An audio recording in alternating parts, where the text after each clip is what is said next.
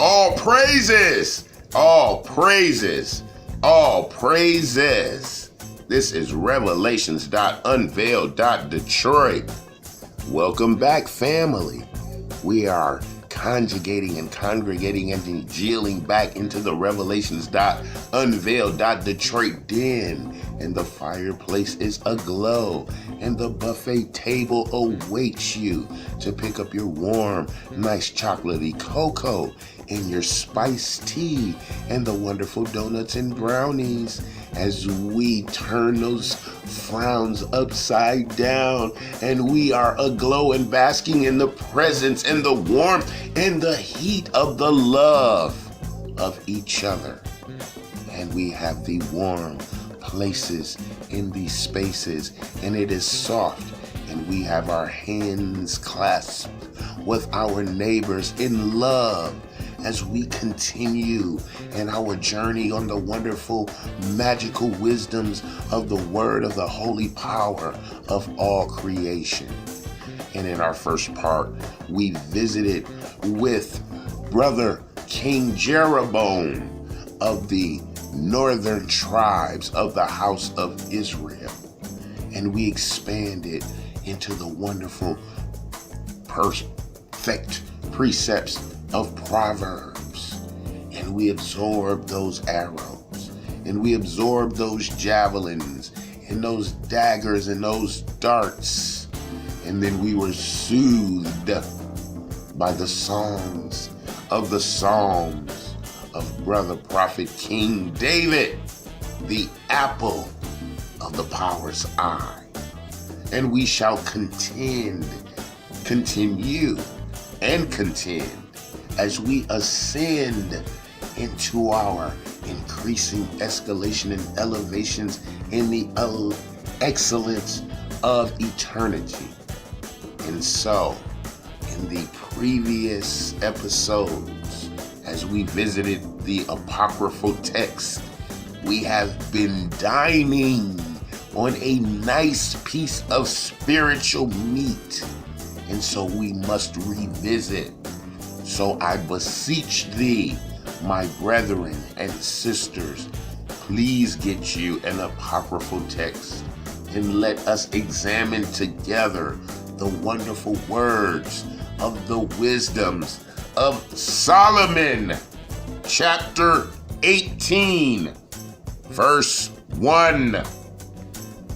Nevertheless, your saints had a very great light, whose voice they hearing and not seeing their shape, because they also had not suffered the same things, they counted them happy.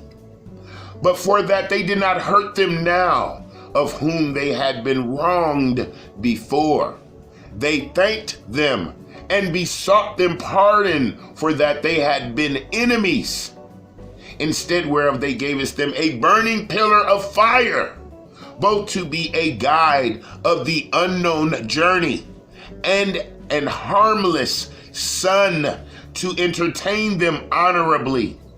For they were worthy to be deprived of light and imprisoned in darkness, who had kept your sons shut up, by whom the uncorrupt light of the law was to be given unto the world. And when they had determined to slay the babies of the saints, one child being cast forth and saved to reprove them, you took away the multitude of their children and destroyed them altogether in a mighty water. Of that night were our fathers certified afore, that assuredly knowing unto what oaths they had given credence, they might afterwards be of good cheer. Verse 7. So of your people was accepted both the salvation of the righteous and destruction of the enemies. For wherewith did you punish our adversaries? By the same you did glorify us, whom you had called. For the righteous children of good men did sacrifice secretly, and with one consent made a holy law, that the saints should be like partakers of the same good and evil.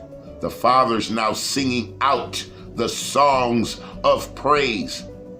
But on the other side there sounded an ill-according cry of the enemies, and a lamentable noise was carried abroad for children that were bewailed. The master and the servant were punished after one manner, and like as the king, so suffered the common person. So they altogether had innumerable dead in one kind of death, neither were the living sufficient to bury them, for in one moment the noblest offspring of them were destroyed. For whereas they would not believe anything by reason of the enchantments upon the destruction of the firstborn, they acknowledged this people to be the sons of God. For while all things were in quiet silence, and that night was in the midst of her swift course, your almighty word leaped down from heaven out of your royal throne as a fierce man of war into the midst of a land of destruction, and brought your unfeigned commandment as a sharp sword, and standing up filled all things with death. And it touched the heaven, but it stood upon the earth.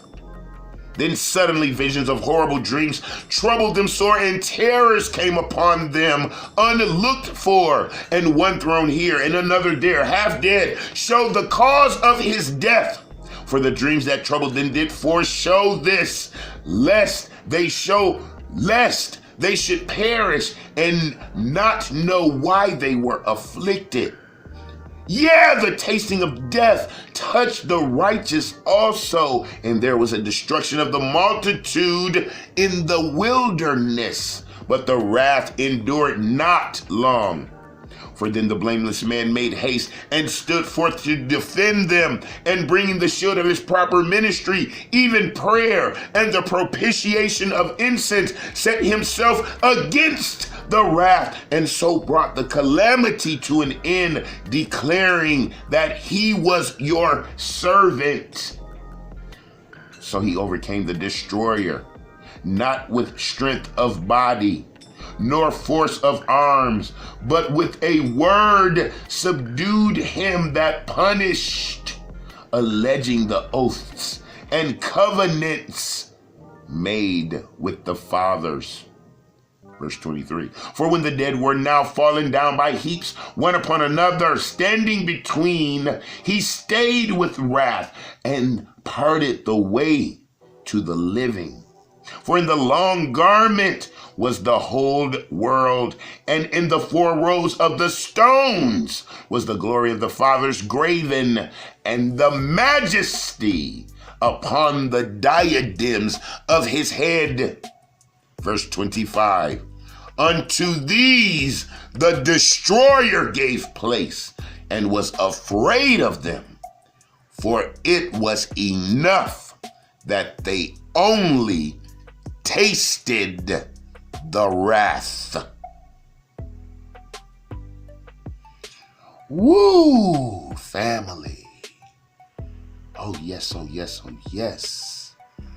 That was a history of our captivity and our release from the kingdom of Egypt under Pharaoh, and our sojourn in the wilderness for 40 years, and how the destroyer brings forth the wrath of destruction, and how we continue to need a propitiator, an intermediary, a prophet, the bridge of atonement between the nation and the word of creation. All praises. And we shall continue with our escalation and elevation and excellence, our extension and expansion within our cranial cortex, as we cover our cerebrums and cerebellums within the cranial universe, as we continue to prod, pry, poke, and pierce the pineal to the pituitary so that we may remove the darkness and inactivity of that area, as we go back to righteousness and attach back to the royal priesthood and being the princes and princesses of the only power. And we are in the book of Ecclesiasticus, chapter 10, verse 1. A wise judge will instruct his people, and the government of a prudent man is well ordered. As the judge of the people is himself, so as his officers. And what manner of the man the ruler of the city is, such are all they that dwell therein. An unwise king destroys his people, but through the prudence of them which are in authority, the city shall be inhabited. The power of the earth is in the hand of the Lord, and in due time he will set over it one that is profitable. In the hand of God is the prosperity of man, and upon the person of the scribe shall he lay his honor.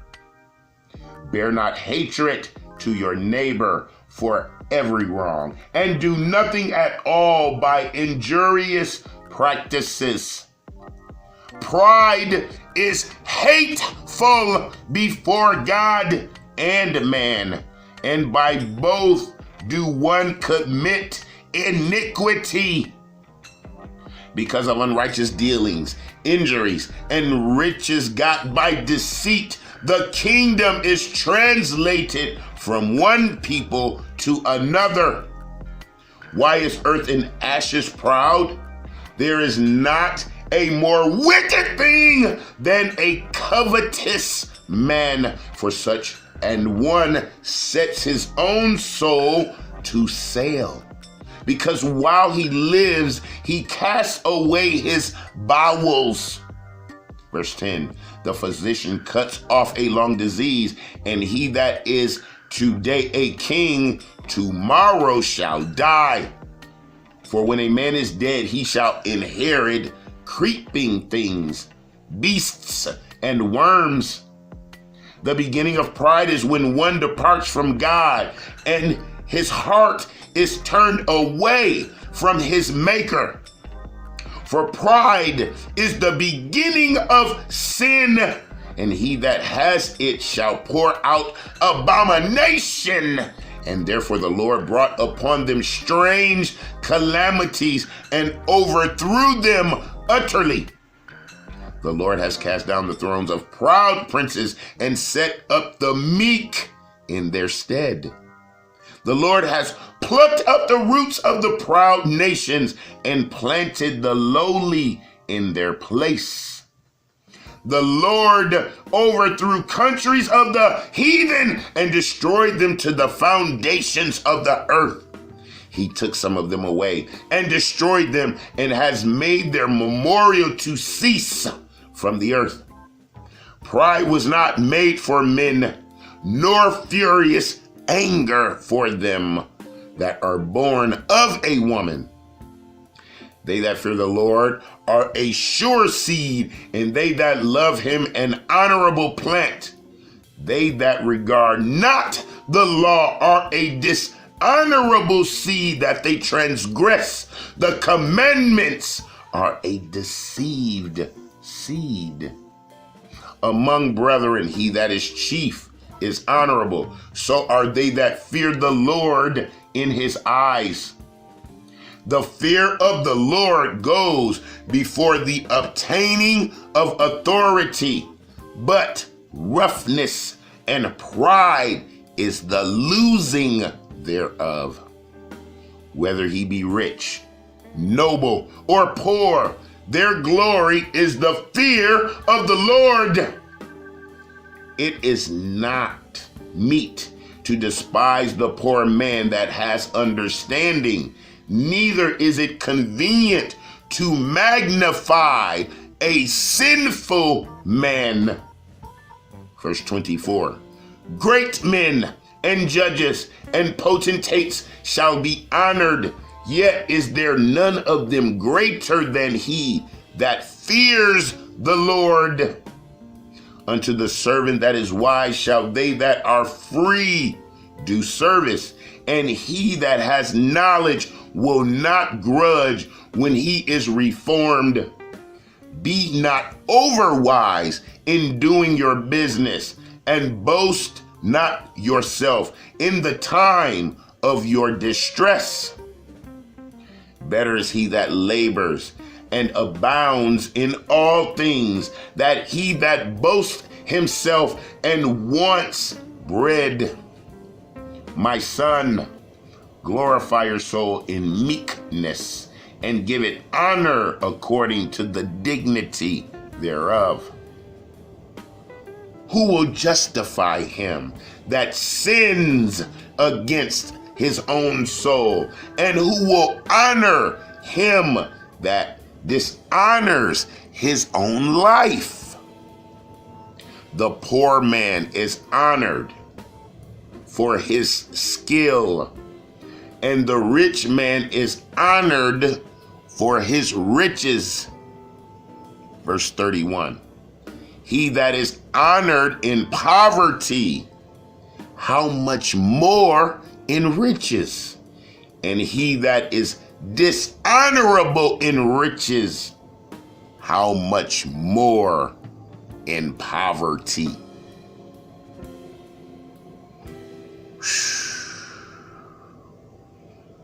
All praises, family. Another series of searing swords and stabs into this carnal, corruptible, colonic, condemned container we reside our wonderful burgeoning spirits in, we call the flesh. And this is the wisdoms of the construction of the universe, the creation of all imagination, eternity and infinity. And we are reconnecting. We are subjecting.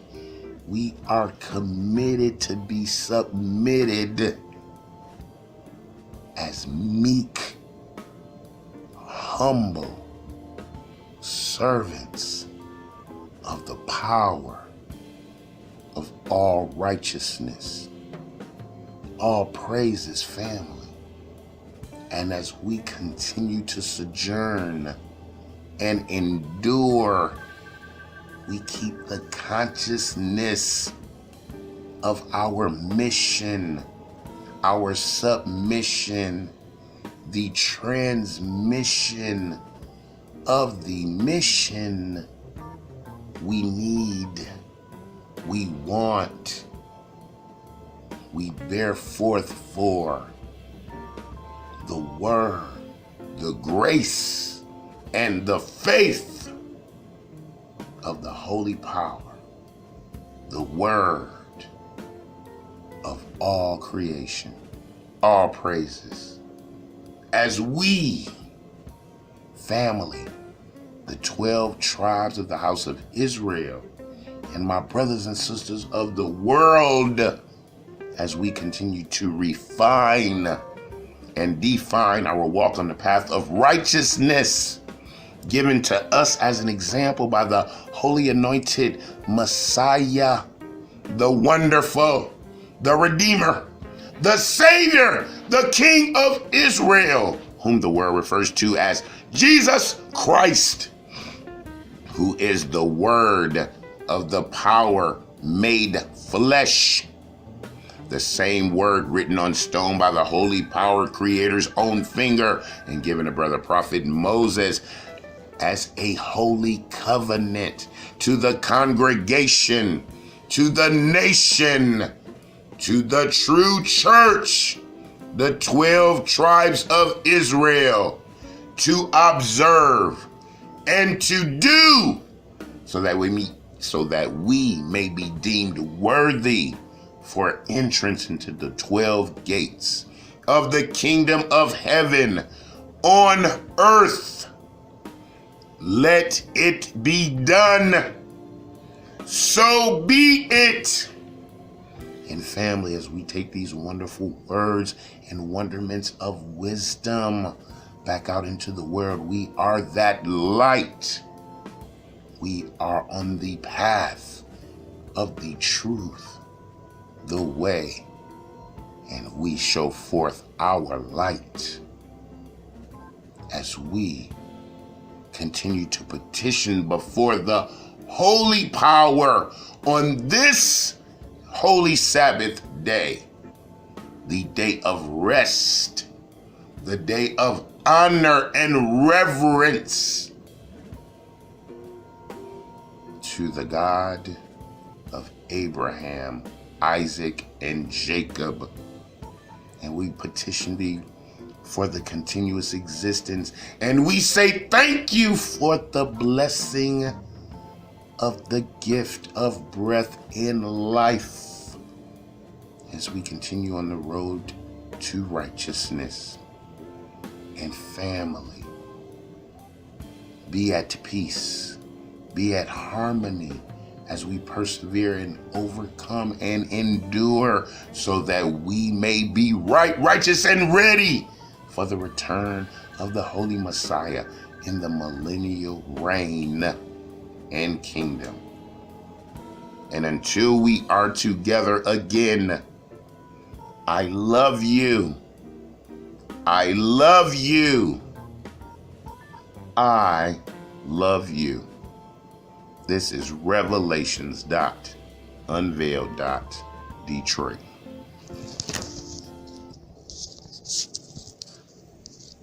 The book of Deuteronomy, chapter 7, verses 6 through 9.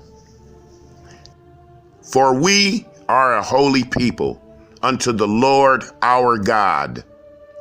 The Lord our God has chosen us to be a special people unto himself, above all people that are upon the face of the earth.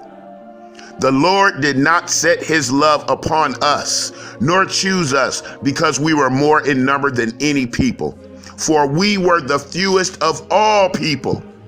But because the Lord loved us, and because he would keep the oath which he had sworn to our fathers, Abraham, Isaac, and Jacob, has the Lord brought us out with a mighty hand and redeemed us out of the house of bondmen, from the hand of Pharaoh, king of Egypt. Verse 9. Know therefore that the Lord our God, he is God, the faithful God, which keeps covenant and mercy with them that love him and keep his commandments to 1,000 generations. And to the scattered tribes, here is your promise of comfort. Book of John, chapter 3, verses 14 through 17, into Isaiah, chapter 45, verse 17. And as Moses lifted up the serpent in the wilderness, even so must the Son of Man be lifted up, that whosoever believeth in him should not perish, but have eternal life. For God so loved the world that he gave his only begotten Son, that whosoever believeth in him should not perish, but have everlasting life. Verse 17, for God sent not his Son into the world to condemn the world, but that the world through him might be saved. Isaiah 45:17. But Israel shall be saved in the Lord with an everlasting salvation. You shall not be ashamed nor confounded. World without end.